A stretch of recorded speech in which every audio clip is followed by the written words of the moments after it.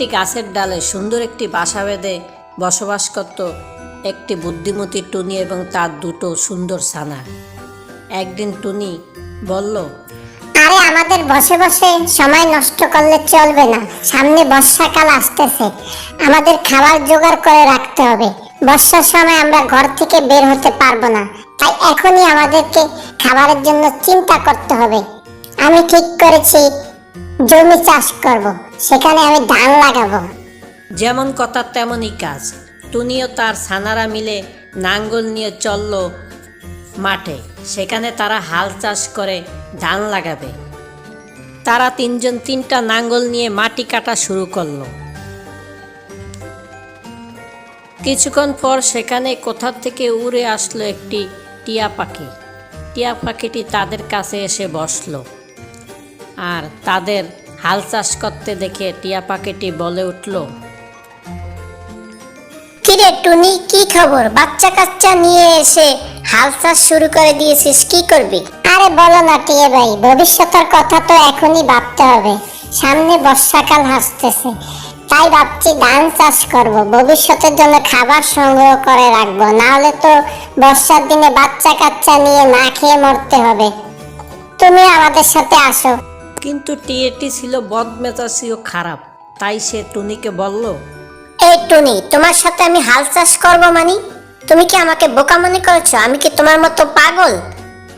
ভবিষ্যতে যদি বৃষ্টি আসে তখন দেখা যাবে, এখন আমি তা নিয়ে চিন্তা করব কেন?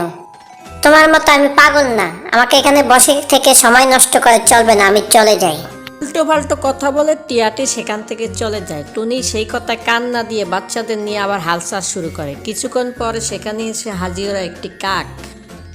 কাকটি সেখানে কিছুক্ষণ চুপ করে বসে থাকে আর টুনি তার বাচ্চাদের নিয়ে হাল চাষ করে। কাক সেই হাল চাষ দেখে এক সময় বলে ওঠে, আরে টুনি, এই তোর বাচ্চা কাচ্চা নিয়ে মাঠের ভিতরে এগুলো কি করছিস? আরে কাক বই না যে, কিছুদিন পর বর্ষাকাল আসতেছে, তাই খাবার জোগাড় করে রাখতে হবে, তাই জমির ভিতরে ধান চাষ করছি। এই বোকা টুনি, কে বলেছে তোকে বর্ষাকাল আসবে কিছুদিন পর? তুই কি জ্যোতিষী নাকি? কোনো বর্ষাকাল আসবে না। আর তুই ধান চাষ করে ভবিষ্যতের জন্য জমিয়ে রাখবি? তোর মাথাটা মনে একেবারেই গেছে।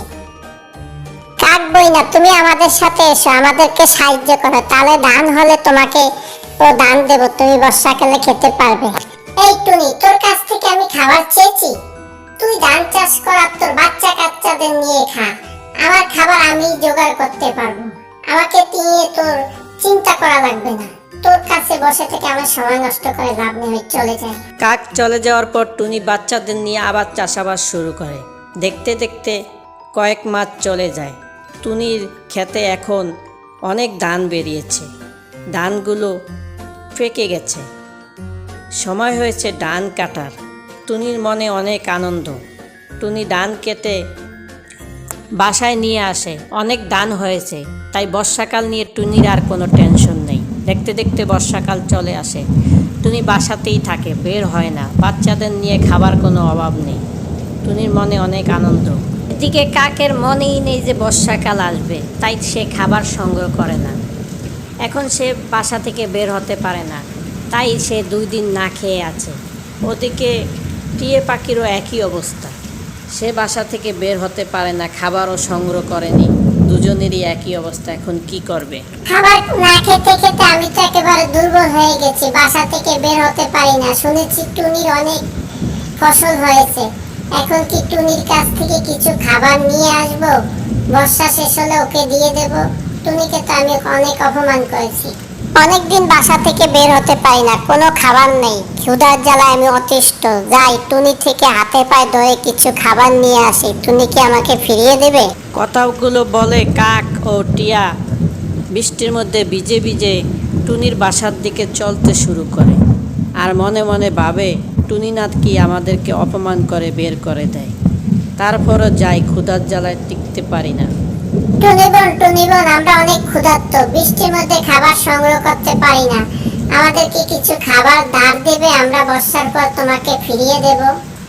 হ্যাঁ টুনি বোন, আমাদেরকে কিছু খাবার দেবে, আমরা অনেকদিন না খেয়ে আছি। কথাগুলো টুনি ঘরের ভিতর থেকে শুনতে পায় আর তারপরে বলে, কাক বইনা ওটিয়ে ভাই, তোমরা দুজনেই ভিতরে আসো, তারপর তোমাদের সাথে কথা বল। তারা দুজনে ভিতরে এসে টুনির কাছে মাপ চায় আর কাক বলে, টুনি বোন, তুমি সেই সময় বলেছিলে তোমাকে সাহায্য করতে, তাহলে আমাকে ফসলের ভাগ দেবে, কিন্তু আমি তোমাকে অনেক খারাপ খারাপ কথা বলেছি, তোমাকে কোনো সাহায্য করিনি। সাহায্য করলে তুমি আমাকে খাবারের ভাগ দিতে। এখন আমি খাবার সংগ্রহ করতে পারি না বর্ষার জন্য। তুমি যদি আমাকে কিছু খাবার ডাল দিতে, তাহলে বর্ষার পর তোমাকে দিয়ে দিতাম। হ্যাঁ টুনি বোন, আমাকেও যদি কিছু দিত। তোমরা তখন ভুল বুঝতে পেরেছো, এখন আমাকে এত অনুরোধ করা লাগবে না। আমার অনেক ফসল হয়েছে, আমি আর আমার বাচ্চারা খেয়েও তোমাদের দিয়ে আরো ফসল থাকবে। তাই তোমাদের আমার কাছ থেকে ফসল ধার নিতে হবে না। তোমরা তোমাদের পরিমাণ মতো খাবার এখান থেকে নিয়ে যাও, আর মনে রেখো ভবিষ্যতের ভাবনা সবসময় ভাববে।